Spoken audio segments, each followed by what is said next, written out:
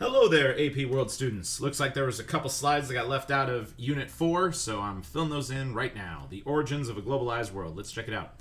All right, let's talk about China. So the Manchus, also known as the Qing dynasty, they were the people who were in charge of China. They were sort of like relatives of the Mongols, but they used guns.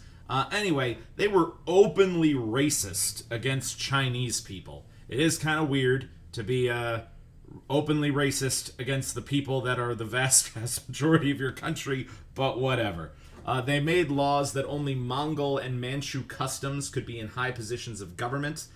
They also kept China really stable and economically successful for the next 300 years with very limited interaction in the global economy. China was just flatlined in their economic progress and in their societal advancements, but the Manchus wanted it that way. They didn't want the Han Chinese to rise up and fight against them. And another kind of cool thing is new foods from the Americas did eventually reach China. Foods like the potato and corn. And these foods caused even more of a population increase because potatoes can grow in colder climates, and more people grow food, more population. Also, Christianity was starting to make its way into Asia. It's going to cause some kind of cultural confusions and some cultural interactions, and you all saw that with the SAQ about Christians in Japan. Okay, and then the big thing about China during this time is the Canton connection, known as the Cohog system. The Qing emperor wanted to close off China as much as possible. And so he only allowed one city in China to do trading with the outside world. And that city was Canton, modern day Guangzhou, really close to modern day Hong Kong. And so foreign ships from all over the world basically beelined their destinations from Europe to get to Canton. And by all accounts, Canton was this busy, popular port. People from all over the world were coming there, and they're all about these Chinese goods, especially silk and tea. Silk and tea, the more or less the only places in the world you could get that stuff would be in Canton. And the only thing that the Chinese accepted in exchange for silk, tea, and all their other goods was silver. And the Chinese, they just love silver. And I think at the start of the 1700s, something like half of all the silver on planet Earth was in China. Because the Europeans were finding silver all over the world, and they're just like, put it on boats, send it to China, get some of that silk and tea.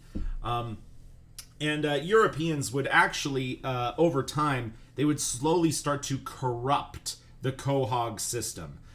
They would start breaking the rules a little bit and saying like, hey, if I give you a personal amount of money on the side, will you let me sell some European products here in exchange for silk and tea? And there was a lot of bribery going on, and it wasn't a very legit, fully controlled by the Chinese emperor kind of system. But Europeans knew that if you got all the way to China, you loaded up your boat with these Chinese goods, you brought them back to Europe, you were going to make big major money. And especially in the 1700s, 90% of everything coming out of Canton was tea. Europeans slowly start to get more and more of a taste for tea, and it will really kind of define a lot of the global economy going into the 1800s. All right, now let's talk about what's going on in Russia. So the Mongols who took over Russia eventually became fully assimilated into Russian society.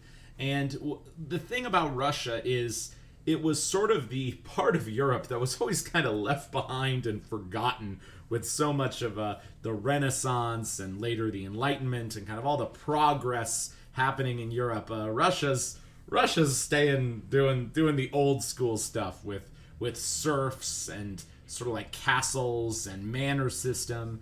And these Russian lords are called boyars. And boyars, it's sort of like a miniature king, but yeah, a lord is the better term.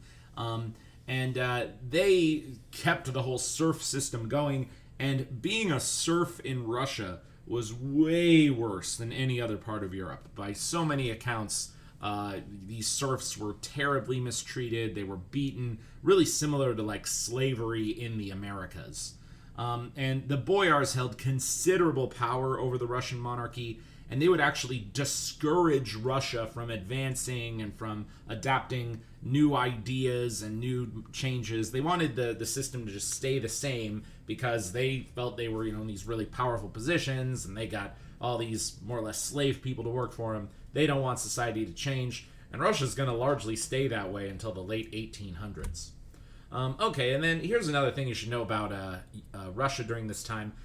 There was this group called the Cossacks. And the Cossacks were these, you could sort of think about them like the Mongols, okay? There were these horse people that sort of just rode around southern Russia. They definitely weren't as violent as the Mongols, but they were traditionally kind of a warrior people. And Cossacks were definitely different culturally from the rest of the people of Russia at this time. And there was a period of time where the Cossacks did try to fight for their independence. They fought against Russia, and they wanted to really define their own cultural event, but they were actually totally destroyed and defeated. And they still did kind of keep their culture alive over time. There still are songs in Russia today about Cossacks and people who identify as Cossacks. I don't know if they'll be riding around their horses in southern Russia like they used to. But the Cossacks are really this great example of an ethnic group that got forcibly absorbed into Russia. And this would happen pretty consistently in Russia over the next couple hundred years. As Russia is moving across Asia, they're going to find all these little tribes and groups of people and be like, okay, whatever your old language was, whatever your old religion was, you're not doing that anymore. You're now going to speak Russian. You're going to be Orthodox Christian. You're going to do everything Russia does. And that's sort of Russia's general historical theme during this time. They're expanding their giant land empire and taking over the whole top part of planet Earth. All right, and then I cover this in the next time. All right, peace out.